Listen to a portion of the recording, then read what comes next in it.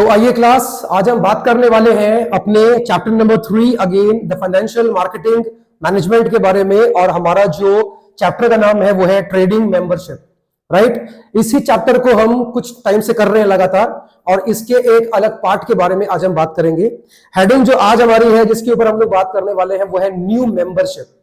आप चलो पहले मुझे ये बताओ कि इस हेडिंग के अंदर हम पढ़ने क्या वाले हैं। इसको जब आपने देखा क्या लिखा है टॉप पे, न्यू मेंबरशिप, तो इसका मतलब क्या है कि सर हम इतने टाइम से क्या बात कर रहे हैं कि अगर कोई ट्रेडिंग मेंबर बनना चाहता है, अगर कोई ट्रेडिंग मेंबर बनना चाहता है स्टॉक मार्केट का, किसी भी एक्सचेंज का, एनएससी का, नेशनल स्टॉक एक्सचेंज का, तो सर उसको मेंबर बनने के लिए कौन कौन सी रिक्वायरमेंट्स के बाद वो एक मेंबर का टैग उसको मिल पाएगा। देखो मैं ट्रेडिंग मेंबर की बात कर रहा हूं, I am talking about trading member. और इन्वेस्टर कभी भी ट्रेडिंग मेंबर नहीं होता, ये मैंने पहले भी आपसे बोला। तो ये चीज आपको दिमाग में रख के चलनी है कि इस पूरे चैप्टर के अंदर हम कहीं पर भी इन्वेस्टर्स की बात ही नहीं करेंगे। ट्रेडिंग मेंबर का मतलब ही होता है कि सर वो लोग जो दूसरे इन्वेस्टर्स को हेल्प करते हैं स्टॉक मार्केट्स के ऊपर डील करने में। ये तो समझ में आ गया होगा आपको, ठीक है। तो आइए, अगर एक नया मेंबर आता है नेशनल स्टॉक एक्सचेंज का मेंबर बनने के लिए, अगर कोई नया व्यक्ति आता है कि मुझे ट्रेडिंग मेंबर बनना है, I want to become a stock broker, तो क्या करना पड़ेगा वो तो हमने जान लिया। लेकिन मेंबर कौन कौन बन सकता है, आज की क्लास उसी के ऊपर है जो हम बात करेंगे। आपको पॉइंट हुआ क्लियर कि हम क्या डिस्कस करने वाले हैं। सर पहले तो हमने ये बात जान ली थी कि मेंबर बनने के लिए आपको रिक्वायरमेंट कौन कौन से करने पड़ेंगे, और अगर आप ट्रेडिंग मेंबर बन जाते हो सर तो आपको बेनिफिट्स कौन कौन से मिलेंगे स्टॉक मार्केट के ऊपर जो आप इन्वेस्टर को दे सकते हो। लेकिन आज हम ये पढ़ने वाले हैं कि सर मेंबर कौन बन सकता है किसी भी स्टॉक एक्सचेंज का या एनएसए का। क्लियर हुआ? देखो क्या लिखा है, new membership, who can become a member. देखिए जरा लिखा क्या, following entities can become the member of the exchange. Sir जो नीचे लिखी हुई एंटिटीज है, पार्टीज है, वो सारे के सारे स्टॉक एक्सचेंज का मेंबर बन सकते हैं। पहला क्या लिखा है, पढ़ो, इंडिविजुअल। क्या होता है इंडिविजुअल? सर आपके और मेरे जैसे इंसान, नेचुरल पर्सन। क्या लिखा हुआ है, पर्सन, मतलब एक इंसान, एक individual can become a trading member. वो एनएससी का मेंबर बन सकता है, स्टॉक एक्सचेंज का मेंबर बन सकता है। वो अलग बात है कि कुछ ऐसे रिक्वायरमेंट्स है जिसको उसको पहले पूरा करना पड़ता है, तभी वो ट्रेडिंग मेंबर बन पाता है। ठीक है, जरा पढ़ना क्या लिखा है आगे, पार्टनरशिप फर्म। अब दिमाग से ये बात निकाल देना कि सर अगर इंडिविजुअल होगा वही ट्रेडिंग मेंबर बन सकता है, नहीं, नॉन लिविंग थिंग्स भी ट्रेडिंग मेंबर बन सकती हैं। नॉन लिविंग थिंग से मतलब क्या है मेरा, जो बिजनेस के अंदर आती है ना। देखो इसमें क्या लिखा हुआ है, पार्टनरशिप फर्म का मतलब क्या होता है सर? सर ऐसा बिजनेस जिसके अंदर मिनिमम दो लोग होते हैं और वो साथ मिलकर क्या करते हैं, बिजनेस करते हैं, उसे हम बोलते हैं पार्टनरशिप। बात समझ आ रही है? दो या दो से ज्यादा। मतलब आप जरा सोचो कि एक पार्टनरशिप फर्म, इस मतलब पार्टनरशिप फर्म कोई इंसान नहीं है। पार्टनरशिप फर्म का अपना एक नाम होता है सर, नहीं होता? हाँ, एक पार्टनरशिप फर्म भी अगर चाहे तो ट्रेडिंग मेंबर बन सकती है किसी भी स्टॉक एक्सचेंज की। जरा सोचिए, मतलब अगर एक पार्टनरशिप फर्म चाहे तो स्टॉक ब्रोकर बन सकती है, अपने क्लाइंट के बिहाफ पे इन्वेस्टमेंट करवा सकती है सर, उनका पैसा लगवा सकती है। लेकिन जरा पढ़ना लिखा क्या है, पार्टनरशिप फर्म, लेकिन उसको रजिस्टर होना पड़ेगा under the Indian partnership act 1932। अब तुम मुझसे बोलोगे कि सर इसमें नई बात क्या है? नई बात है भाई, नई बात है इसके अंदर। और वो नई बात ये है कि आपको भी ये बात मालूम है, देखो 12th क्लास के अंदर हो, अकाउंटेंसी तो आपने भी पढ़ी हुई है। आपने क्या सीखा है कि सर पार्टनरशिप फर्म अगर अनरजिस्टर्ड है तो वो इलीगल नहीं होती। एक partnership firm can be registered and it can also be unregistered. Both types of partnerships are legal.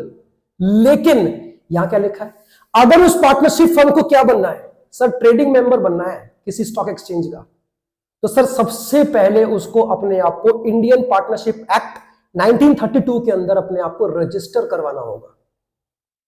अभी तक आपका काम चल रहा था पार्टनरशिप को बिना रजिस्ट्री के, लेकिन अब अगर आप ट्रेडिंग मेंबर बनना चाहते हो तो सर उसके लिए सबसे पहले आपको जो एक्ट बना है, जो कानून बना है, उसके तहत पहले अपने आप को, मतलब अपनी फर्म को आपको उसके अंदर रजिस्टर करवाना पड़ेगा। और ये करने के पीछे का रीजन खाली एक ही है, देखो सेबी साफ साफ ये भाई जो है एक ही बात बोलता है, हम ऐसे किसी भी इंसान को अपना मेंबर, अपना हिस्सा नहीं बना सकते जो कानून की निगाह में जो कानून की निगाह में नहीं है। मतलब आपकी पार्टनरशिप फर्म है, चल रही है, गवर्नमेंट को जानती है, आपको नहीं जानती। अगर आपकी पार्टनरशिप फर्म कैसी है, अनरजिस्टर्ड है, लेकिन once your partnership firm is registered, अब सर गवर्नमेंट के रिकॉर्ड्स के अंदर हो, आप गवर्नमेंट की जानकारी में हो कि आप भी एक क्या हो, फर्म हो, नहीं ऐसा? हाँ, तो कहने का मतलब क्या है कि अपना हिस्सा, सेबी अपना पार्ट सेफगार्ड करने के लिए कि इन्वेस्टर्स हमारे ऊपर ट्रस्ट करना सीखे, इसलिए बोलते हैं कि पार्टनरशिप फर्म अगर ट्रेडिंग मेंबर बनना चाहती है तो बन सकती है, वह शर्त है कि इंडियन पार्टनरशिप एक्ट 1932 में रजिस्टर होना चाहिए, तभी बन सकती है। ये पहली रिक्वायरमेंट है। आगे देखो क्या लिखा है sir, limited liability partnership, short में एलएलपी कहते हैं इसको, नाम सुना है? ठीक है, LLP partnership registered under LLP act 2008। Sir एक लिमिटेड लायबिलिटी पार्टनरशिप भी अगर चाहे तो ट्रेडिंग मेंबर बन सकती है। देखो ट्रेडिंग मेंबर शायद उतना समझ में ना आए तो मैं बार बार बोलूंगा ब्रोकर, स्टॉक ब्रोकर, एक ही बात है। ट्रेडिंग मेंबर बोलूं, स्टॉक ब्रोकर बोलूं, एक ही बात है। ठीक है, मतलब एक एलएलपी भी अगर चाहे तो सर एक स्टॉक ब्रोकर बन सकती है स्टॉक मार्केट के अंदर, बशर्ते है एलएलपी एक्ट 2008 में रजिस्टर होना चाहिए। ये लाइन ना भी लिखी होती ना सर तब भी फर्क नहीं पड़ता, क्योंकि एलएलपी बिना रजिस्ट्री के बनती ही नहीं है। यही बहुत बड़ा डिफरेंस है एक नॉर्मल पार्टनरशिप के अंदर और एलएलपी के अंदर। Partnership firm can be registered और unregistered, but LLP must be registered. Sir वो तभी एक लीगल स्टेटस पाती है, मतलब कानून की निगाह में आपकी एलएलपी इलीगल है अगर वो अनरजिस्टर्ड है। ये पॉइंट हुआ क्लियर? तो सर एक नॉर्मल पार्टनरशिप फर्म और एक लिमिटेड लायबिलिटी पार्टनरशिप फर्म अगर चाहे तो स्टॉक ब्रोकर या ट्रेडिंग मेंबर बन सकती है किसी भी स्टॉक एक्सचेंज के ऊपर। अब अगर मैं आपसे एक सवाल पूछूं कि सर इसमें और इसमें क्या डिफरेंस है, एक नॉर्मल पार्टनरशिप और एलएलपी के बीच में क्या डिफरेंस है, फर्क है? बोथ आर पार्टनरशिप, बोलो, है ना? अगर दोनों पार्टनरशिप है और दोनों सेम है तो फिर इनको मतलब रेगुलेट करने वाला जो एक्ट है वो अलग क्यों है? उसके बारे में क्या लिखा था 1932, यहां कितना लिखा है 2008। अगर दोनों एक ही है तो फिर एक्ट अलग अलग क्यों बने, कानून अलग अलग क्यों बने इनके लिए? इसका मतलब साफ है कि सर एक नहीं है, अलग है। देखो सुनना ध्यान से, पार्टनरशिप फर्म के अंदर क्या होता है, नॉर्मल पार्टनरशिप के अंदर क्या होता है, कोई भी पार्टनरशिप जो कि क्या है, रजिस्टर्ड है अंडर इंडियन पार्टनरशिप एक्ट 1932 में, सर उसके सारे पार्टनर की लायबिलिटी इज ऑलवेज अनलिमिटेड। मतलब अगर पार्टनरशिप फर्म बैंक का लोन नहीं दे पाई या किसी थर्ड पार्टी का लोन नहीं दे पाई, अपनी लायबिलिटी को डिस्चार्ज नहीं कर पाई, तो सर सारे पार्टनर के पर्सनल एसेट्स तक कोर्ट बेच देगा, मार्केट के अंदर जाके ऑक्शन सेल कर देगा ताकि उसकी लायबिलिटीज को डिस्चार्ज किया जा सके। लेकिन इसमें क्या होता है एलएलपी के अंदर, यही तो खूबी है इसकी। देखो नाम देखो ना, लिमिटेड लायबिलिटी, हर पार्टनर की लायबिलिटी कैसी होगी इसमें, लिमिटेड है। जितना तुमने इन्वेस्टमेंट करा है वहीं तक हो तुम, और तुम्हारे ऊपर अगर कोई केस होता है, कोई बैंक अगर तुम्हारे ऊपर कोई भी केस करता है, सूट फाइल करता है कोर्ट के अंदर, तो सर कोर्ट कभी भी आपके पर्सनल एसेट्स तक जा नहीं सकता, क्योंकि आपका जो बिजनेस है, जो पार्टनरशिप है, वो 2008 के एक्ट के तहत क्या है, रजिस्टर है, जिसमें हर पार्टनर की लायबिलिटी इज ऑलवेज लिमिटेड। तो कहने का मतलब है कि LLP enjoys two types of options, मतलब दो तरह के प्रिविलेजेस को एंजॉय करता है, पहला कंपनी का, दूसरा पार्टनरशिप का। बात समझ आया? अभी मैं इसके बीच में जाऊंगा नहीं और कि क्या डिफरेंस होता है, ठीक है ना, वो पढ़ना आप लोग। कहने का मतलब है सर नॉर्मल पार्टनरशिप हो या एलएलपी हो, both can be admitted as a trading member. दोनों के दोनों एनएससी का या किसी भी एक्सचेंज का, स्टॉक एक्सचेंज का मेंबर बन सकते हैं, ठीक है। जरा पढ़ना क्या लिखा है, इसमें आपके ट्यूशंस इंक्लूडिंग द, क्या लिखा है, subsidiaries of banks engaged in the financial services.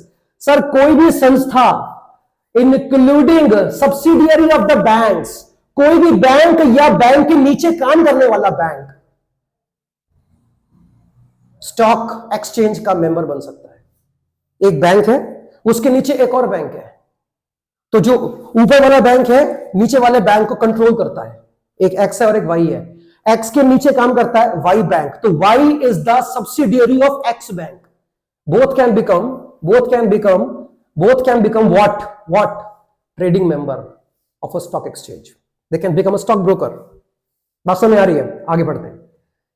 अच्छा, नोट्स के अंदर एक बात लिखी है, फाइनेंशियल इंस्टीट्यूशंस इंक्लूड बैंक। अबे नहीं लिखा होता तो भी हम जानते थे कि बैंक एक एफआई होता है, क्योंकि बैंक किस में डील करता है, फाइनेंस में डील करता है। तो bank is a financial institution, हम जानते ही हैं, ये ना लिखा होगा तब भी हम जानते हैं। आगे बढ़िए, banks for the currency derivative segment.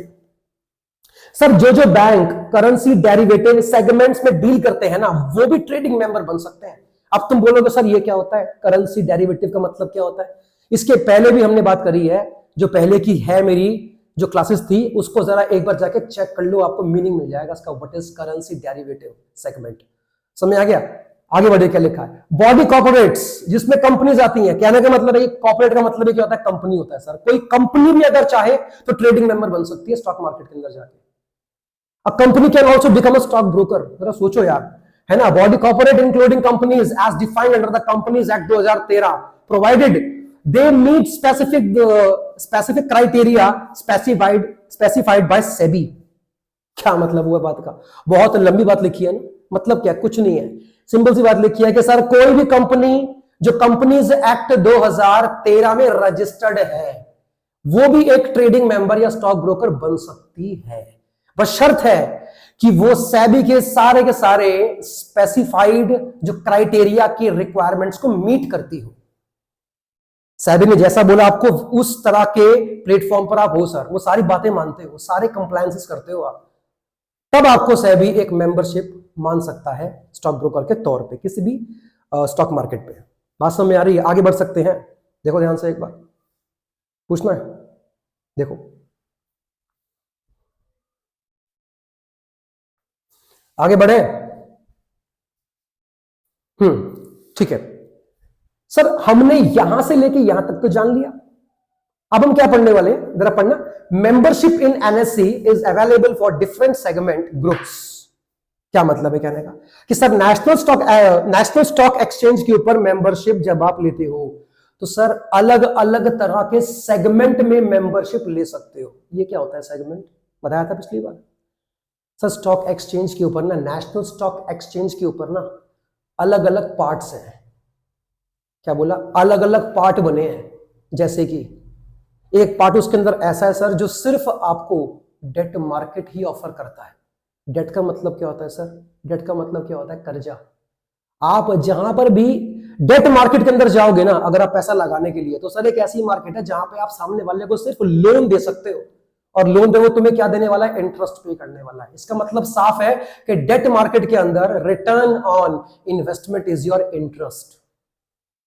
क्या लिखा हुआ है, अलग अलग तरह के सेगमेंट है। सर मुझे ना शेयर्स के अंदर डील करना है, मुझे किसी कंपनी के शेयर्स पे लगाना है पैसा, तो उसके लिए भी क्या डेट मार्केट बनी हुई है? नहीं, उसके लिए बनी है कैपिटल मार्केट। मैंने कहा ना सेगमेंट है अलग अलग। बात समझ आ रही है, बोलो, है ना। अब ट्रेडिंग मेंबर के सामने ऑप्शन है, again I am not talking about the investor. अब ट्रेडिंग मेंबर के पॉइंट ऑफ व्यू से, स्टॉक ब्रोकर के पॉइंट ऑफ व्यू से बात कर रहे हैं कि वो किसके अंदर मेंबरशिप लेना चाहता है। सेगमेंट है अलग अलग, किस में चाहते हो, आओ देखिए। Wholesale debt market segment, sir national stock exchange का एक पार्ट है, सेगमेंट है, जिसका नाम है होलसेल डेट मार्केट। उसका नाम ही उसकी मीनिंग को स्पेसिफाई कर रहा है। एक ऐसा सेगमेंट मार्केट का जिसके अंदर सर आप सिर्फ और सिर्फ डेट इंस्ट्रूमेंट में ही पैसा इन्वेस्ट कर सकते हो। जैसे कि एग्जांपल दोगे, डेट मार्केट के अंदर कौन कौन से इंस्ट्रूमेंट्स हैं जिसमें आप पैसा लगा सकते हो या अपने क्लाइंट का पैसा लगवा सकते हो अगर आप एक स्टॉक ब्रोकर हो तो? पहला क्या बताना, जीरो कूपन बॉन्ड, नाम सुना है? हाँ, zero coupon bond, example treasury bills, commercial papers, debentures, right है, लोन ही मिलेगा, पब्लिक डिपॉजिट्स, नाम सुना है? This all are the examples of what, debt instruments. इसका मतलब साफ हो गया कि अगर आप स्टॉक ब्रोकर बने हो होलसेल डेट मार्केट के अंदर, एनएससी का एक पार्ट है, होलसेल डेट मार्केट के अंदर क्या बने हो, ट्रेडिंग मेंबर या स्टॉक ब्रोकर बने हो, तो सर अपने क्लाइंट का पैसा, इवन अपना भी पैसा आप सिर्फ और सिर्फ कहां लगा सकते हो, only in the wholesale debt market में लगवा भी सकते हो, लगा भी सकते हो, being a stock broker. Clear है? अच्छा सर, और ऑप्शन क्या है? और एक ऑप्शन है, अगर आप चाहो तो trading member capital market segment के अंदर भी बन सकते हो। मतलब इसके अंदर जब आप अपने जो क्लाइंट का पैसा लगवाओगे ना सर, वो शेयर्स में लगवाओगे। कंपनी के इक्विटी शेयर्स होते हैं, कंपनी के प्रेफरेंस शेयर्स होते हैं, नहीं होते हैं? तो these are the examples of capital market instruments. बात समझ आया? या तो यहां लगवा लो डेट में, या फिर कैपिटल मार्केट में लगवा लो। एक ऐसी मार्केट सर जहां पे इन्वेस्टमेंट 1 साल से ऊपर के लिए होता है, that is your capital market. और अगर 1 साल से कम के लिए हो रहा है, that is your money market. हम यहाँ पे मनी मार्केट नहीं बोल रहे हैं, हियर इज योर कैपिटल